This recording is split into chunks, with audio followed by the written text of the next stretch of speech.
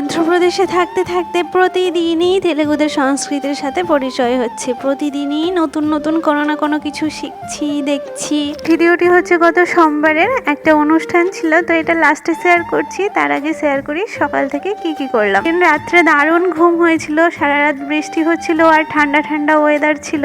দেখলে সকালে উঠে ডিটক্স ওয়াটার খেয়ে তারপর ব্রেকফাস্টে ছিল চিড়ে, আর এইদিকে দেখো এত ঝমঝম করে বৃষ্টি হচ্ছে। বৃষ্টি হলে আমি এই ব্যালকনির জানালাটা পুরোপুরি বন্ধ করি না, কারণ এই দিক দিয়ে একটা ঠান্ডা বাতাস ঢুকে পুরো ঘরটা ঠান্ডা হয়ে যায়। এই দিকের বৃষ্টি না খুব বেশিক্ষণ ধরে লেগে থাকে না, খুব জোর 1 ঘন্টা মতো এইদিকে বৃষ্টি হচ্ছে। আর আমার এদিকে ঘর গোছানো হয়ে গেছে। এবার দুপুরে রান্না করব। আর রবিবার যেহেতু একটু রিচ খাবার ছিল, বিরিয়ানি ছিল, তো তার জন্য আজকের খাবারটা একটু সিম্পল হবে। কলা ভাজা করেছিলাম আর করেছিলাম টমেটো দিয়ে পাতলা একটা ডাল। এই ডালটা আমি এত সুন্দর করে করতে পারি, মানে শুধু ডাল দিয়েই 1 থালা ভাত খাওয়া হয়ে যায়। মসুর ডাল, একটা আলু আর বেশি করে টমেটো দিয়ে সেদ্ধ করে নিয়ে তারপরে তড়কা দিলে হয়ে যায়। এবার ভাতটাকে বসিয়ে দিয়ে আমি এইদিকে এগুলো গুছিয়ে নিচ্ছি। রান্না হতে হতে আমার এগুলো গোছানো, ধোয়ার সবকিছু কমপ্লিট হয়ে যায়। মানে রান্না কমপ্লিট হতে হতে ধোয়া মোছা সবকিছু কমপ্লিট হয়ে যায়। বেশি থালা বাসন একসাথে ধুতে ভালো লাগে না, যখন যেরকম হয় আমি তখনই সাথে সাথে ধুয়ে নিই। আর যেহেতু এখানে আমার একটাই গ্যাস,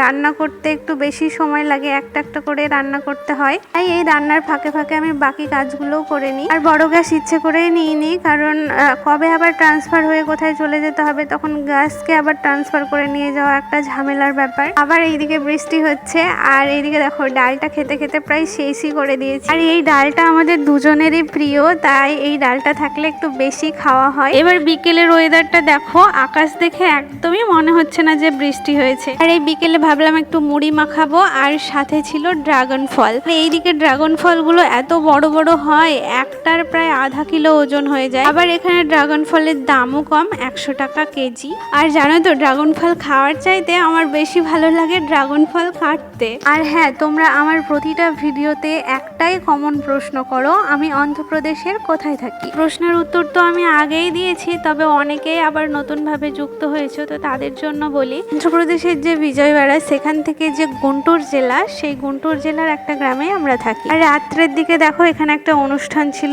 অনেকেই দেবদেবীর সাজে সেজেছেন। আর এইদিকে প্রচুর পরিমাণে গান বাজছিল, ঢোল বাজছিল, সবাই নাচ করছিল। এটা ঠিক কি অনুষ্ঠান আমি জানি না, আর ভুল তথ্যও দিতে চাই না, তবে আমি যেটা দেখেছি সেটা খুবই ভক্তিভাবপূর্ণ আর সুন্দর লাগছিল। অনেক লোকজন ছিল, ঢোল বাজছিল, গান বাজছিল, নাচ করছিল, আবার অনেকে এরকম দেবীর সাজে সেজেছিল। এই ঢোলের তালে তালে এত গ্রেসফুলি নাচছিল, বাপরে।